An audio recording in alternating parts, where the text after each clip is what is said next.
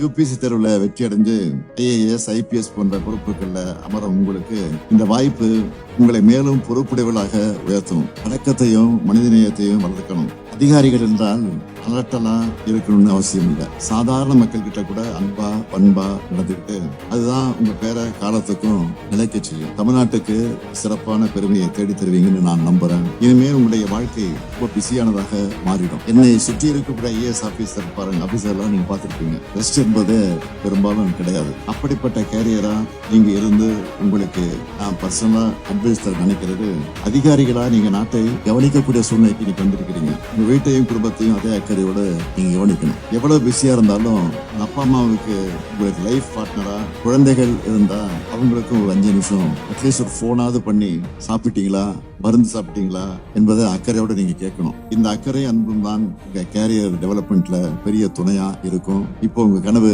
நிறைவேறிடுச்சு. இனி மக்களுடைய கனவுகளை நிறைவேற்ற இன்றிலிருந்து நீங்கள் புறப்படுங்கள். உங்களை போல இன்னும் பலரை நம்ம திராவிட மாடல் அரசு உருவாக்குவதற்கு தொடர்ந்து துணை நிற்கும். All the best.